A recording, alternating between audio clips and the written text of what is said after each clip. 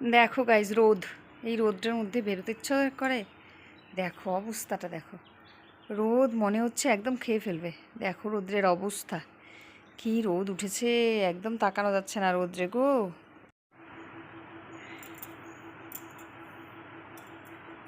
শুভ সকাল বন্ধুরা, welcome back to my channel Shampa Sajpur. কেমন আছো সবাই? আশা করি সবাই ভালো আছে, আমিও ভালো আছি। তো চলো আজকের ভিডিওটা শুরু করলাম। যা রোদ দিয়েছে আজকে একদম মানে বলার বাইরে। সকালবেলা কাজবাজ করে একটুখানি স্নান তো করে নিয়েছি, কিন্তু এত রোদ যে রোদ্রে আর কি বলবো, মানে বলা যাচ্ছে না। তো তোমাদেরকে একটু ব্যাক ক্যামেরা করে দেখাই রোদ্রের অবস্থা। মানে সকাল সকাল এত রোদ, সকাল বাজে 7:30 আর এই হলো রোদের অবস্থা। মানে রোদ মনে হচ্ছে যে খেয়ে নেবে, এত রোদ এখনই। আর সারাটা দিন তো পড়াই রয়েছে, কী যে হবে আজকে।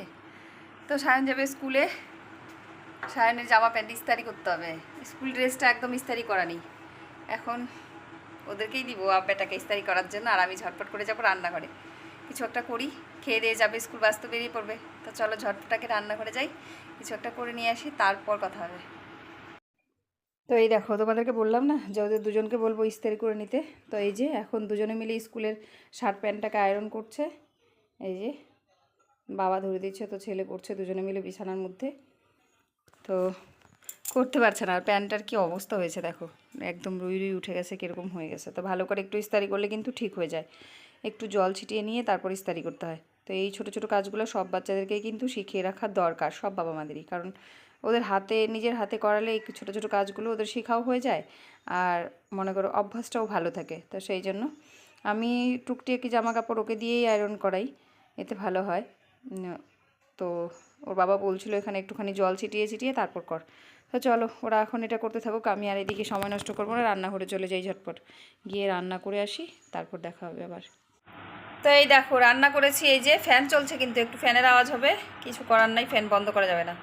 এখানে করেছি চিকেন, এই যে চিকেন, আর চিকেন করেছি, আর এই যে এটার মধ্যে করেছি ভাত। এই যে বাস এই রান্না। আর তাড়াহুড়ো করে সায়নকে খাইয়ে দিলাম। এই যে থালা রয়েছে, সায়ন খেয়ে দিয়ে চলে গেছে। আর আমি এখন খাবো, কি খাবো জানো? এই দেখো পান্তা ভাত। এই যে গরমের দিন, খারাপ বসে লাগবে না খারাপ। এই যে পান্তা ভাত, পেঁয়াজ লঙ্কা দিয়ে পান্তা ভাত খাবো, এটাই খাবো এখন আমি। তো চলো, সায়ন খেয়ে দিয়ে চলে গেছে স্কুল, ওকে স্কুল পাঠিয়ে দিলাম ঝটপট করে। কারণ তাড়াহুড়ো করে চিকেনের ঝোল দিয়ে একটু চিকেন দিয়ে ভাত খেয়ে দিলাম সায়নকে। সায়ন খেয়ে গেছে, ওর বাবারও খাওয়া কমপ্লিট। এখন আমি একটুখানি খাবো, আমি খাবো পান্তা ভাতটা, পান্তা ভাত পেঁয়াজ লঙ্কা দিয়ে পান্তা ভাত খাবো। তো চলো ঝটপট করে খেয়ে নিই। চুলটাকে একদম উঁচু করে এখানে বেঁধে নিয়েছি, কারণ যা গরম, মানে বলার বাইরে এত গরম। তো চলো ঝটপট করে এখন আমিও ভাতটা খাই, খেয়ে দিয়ে তারপর বাসন মাজা, জল ভরা, জল চলে আসবে, এইসব কাজ তো রয়েইছে। তো ঝটপট করে আগে আমি খাওয়া দাওয়া করে নিই। দেখো ফ্যান কিন্তু অনবরত চলছে, এখন বন্ধ করা যাচ্ছে না গো। তো এই যে সব বস্ত বাসনগুলো মেজে আনলাম, মানে খাওয়া দাওয়া শেষ। আবার তো পরে রাতেবেলায় রান্নাবান্না করতেই হবে। এখন খাওয়া দাওয়া শেষ করে এই যে বাসনগুলো সব ধুয়ে এখানে উপর দিয়ে দিয়েছি। এখন একটু শুয়ে পড়বো, একবারে সন্ধ্যাবেলা তোমাদের সাথে দেখা হবে। দেখো দেখতে লাগছে না কি কালারফুল? এর মধ্যে রয়েছে টমেটো, বাঁধাকপি, আলু, গাজর নেই ঘরে, যার জন্য গাজর দিতে পারিনি। তো এটা দিয়ে এখন ভাজবো চাউমিন, এখন হবে চাউমিন সন্ধ্যাবেলা। এখন চাউমিন করব, চাউমিন খাবো। আর আমার না চাউমিনের মধ্যে একটু সবজি বেশি দিলে খুব ভালো লাগে খেতে, তার জন্য বেশি করে পেঁয়াজ দিয়েছি, টমেটো আর আলু আর বাঁধাকপি। তো চলো চাউমিনটা সেদ্ধ করে ধুয়ে নিয়েছি, এখন এটা ভাজা হয়ে গেলেই চাউমিন দিয়ে দেবো।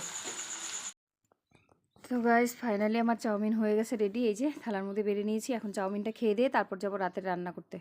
তো চলো এখন ফটাফট খেয়ে দিয়ে যাই। আর এই যে রাতের রান্না হয়ে গেছে, এখানে করেছি আলু বেগুন দিয়ে চেলি মাছের একটুখানি পাতলা করে অল্পটুকুই ঝোল করেছি, যেটা আমি আর সায়নের বাবা খাবো।